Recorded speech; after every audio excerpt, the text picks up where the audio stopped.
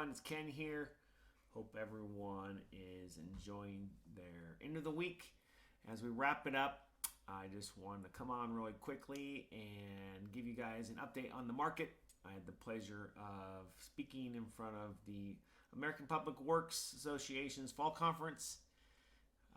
About a couple hundred people up there, and my presentation of the market was accepted. So I went up there for the last 3 days, had a great time, presented all the data, and got to talk to a lot of people about this crazy market we live in our area. So want to get going. What I'm going to do is I'm going to actually show you the screen part of the presentation that I did, and we can kind of go back and forth with discussions, but just kind of want to introduce you to what I did on the PowerPoint, and then kind of open it up. If anybody has any questions, feel free to reach out in our social media websites, Instagram, Facebook, LinkedIn, and ask any question you have. So, because the market's kind of crazy, but it's an exciting time nonetheless. So here we go.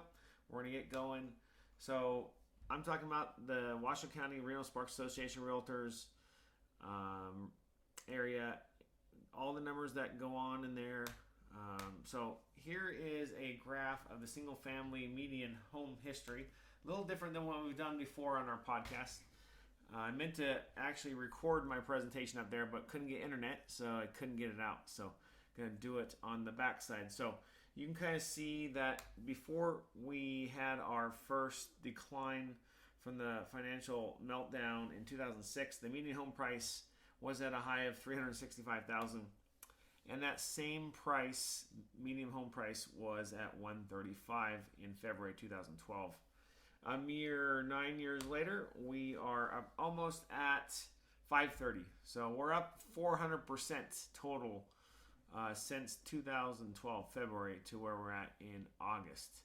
I know that the new data came out for September probably in the next few days, but this is still August data. But what I was seeing in the data, it should be pretty flat for September, but I'll get that out in a later video. So we're also looking at listings sold, and what you'll see on the screen is this is a very simplistic graph that kind of shows all the number of listings that have sold in the past 21 years. We hit 552 in August.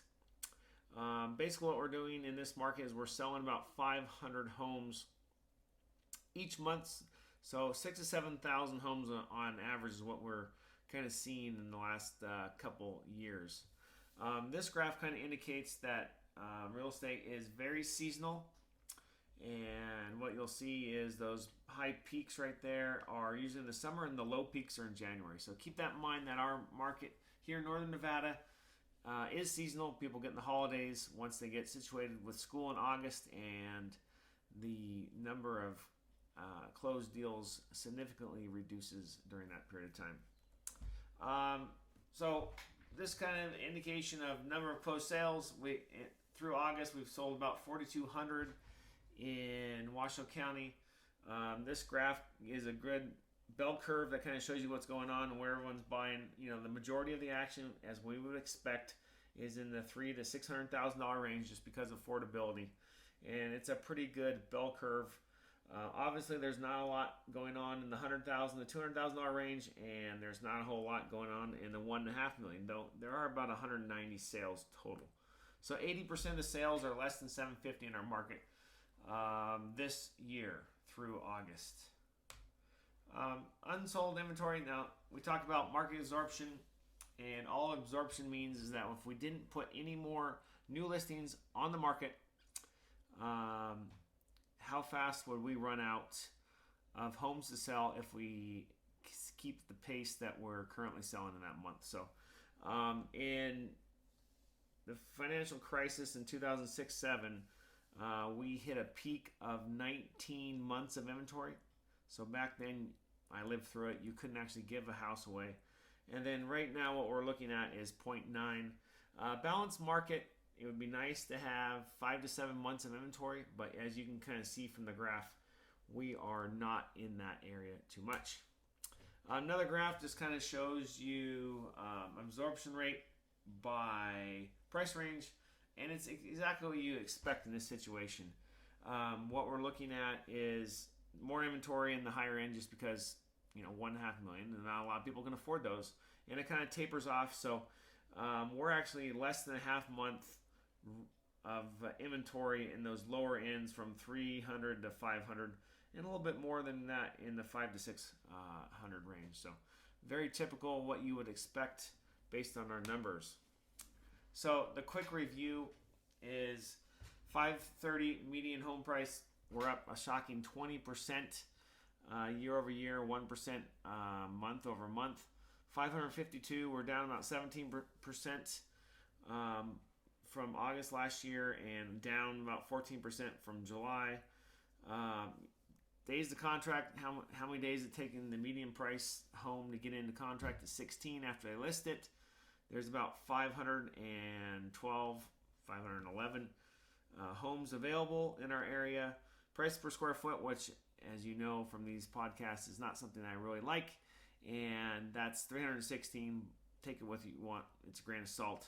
And then there's about 718 listings available. We're still seeing about 102% of asking on most of our transactions, but I've seen it slow down.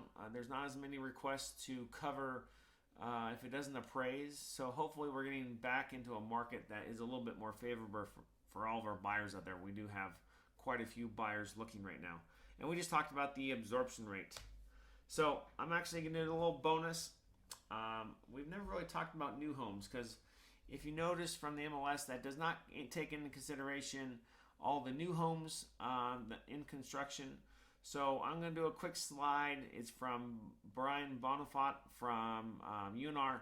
Does a great job up there and keeps track of all this data. And it's actually right from the assessor's website, but he puts it in a really great format. So give a shout out to Brian for allowing us to show this graph. So these are new single family homes. And what we're looking at these do not include condos or townhomes. This is strictly stick-built, regular homes that people can move into. So it's interesting to look at, in the last, since 2016 to now, how many homes that actually the home builders are closing. It's about 1,600 in 2016. It's about 1,400 in 2007. 2008 was almost 1,600. 2019 was 1,525.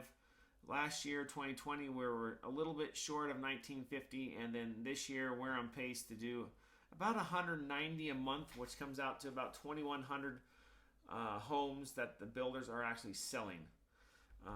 And the median home price as of July is around 537, so very similar to what we're seeing. So just to wrap it up, I might do another podcast about how unaffordable it is. Just keep in mind that we're up 400% from 2012 to now, and the median income is up not very much, is up about 10 to 12% total. So you can kind of see that the people on the lower end of our community are having a tough time trying to get into homes and qualify.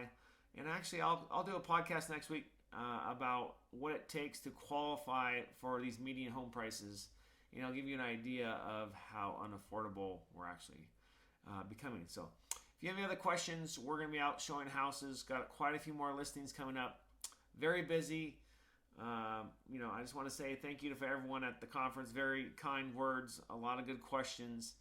And if you have any other questions that you would like answered and you don't want to put it on social media, you can always give us a call or email us. I'm always available for coffee and lunch at your favorite restaurant. So until next time, you guys have a beautiful weekend, and we'll look forward to having you back here soon.